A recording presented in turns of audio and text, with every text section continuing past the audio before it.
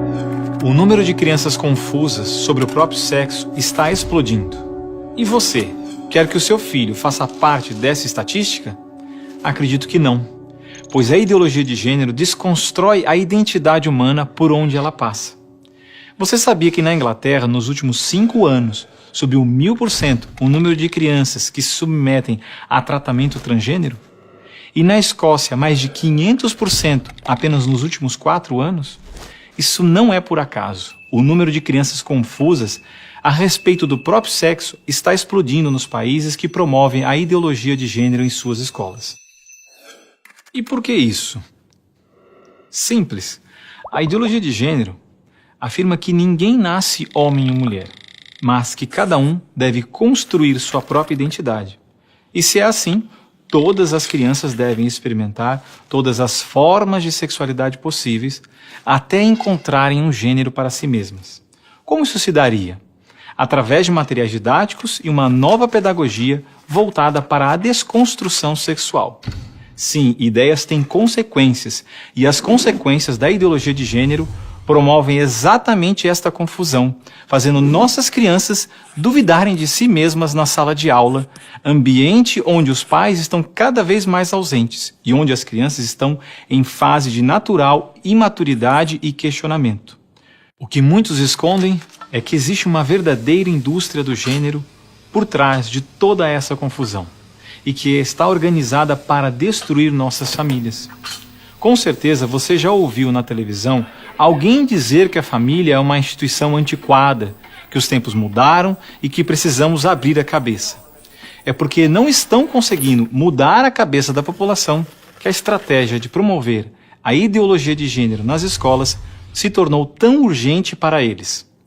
Foi por isso que em 2014, quando o Congresso votou a proposta de Plano Nacional de Educação, deputados e senadores retiraram todas as referências à ideologia de gênero do seu texto, respeitando assim a vontade expressa do povo brasileiro que rejeita essa ideologia.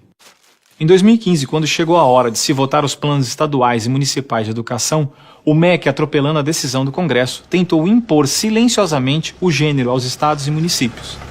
Depois que o gênero já havia sido rejeitado pelo Congresso, por meio da Segunda Conferência Nacional de Educação, o CONAE 2014, o MEC produziu um documento que depois seria transmitido a todos os estados e municípios, definindo a questão do gênero como diretriz educativa, e ainda por cima, como se tivesse sido aprovado pelos deputados e senadores. A trapaça se encontra em inúmeras páginas do documento. Vamos dar apenas alguns exemplos. Na página 25, o MEC afirmava que a União, os estados e os municípios deveriam promover a diversidade de gênero. Veja, não estão falando em respeitar a diversidade de gênero, mas sim em promovê-la. Na página 36, você vai ler que os estados e municípios deveriam disseminar materiais pedagógicos que promovam a igualdade de gênero, orientação sexual e identidade de gênero. Na página 41, que estados e municípios deveriam desenvolver, garantir e executar anualmente nos sistemas de ensino fóruns de gênero.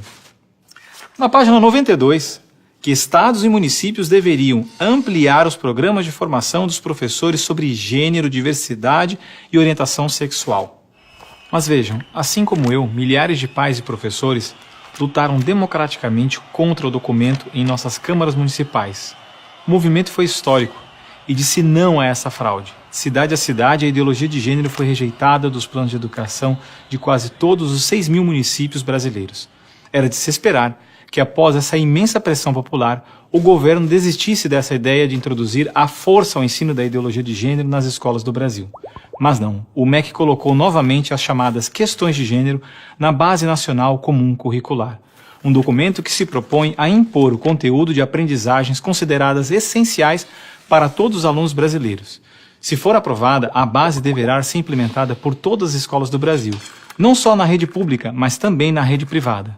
Na prática, o documento propõe os seguintes absurdos nas nossas escolas. Na página 159, está escrito que o professor de artes deve desenvolver as aulas discutindo experiências corporais, pessoais e coletivas, de modo a problematizar questões de gênero e corpo.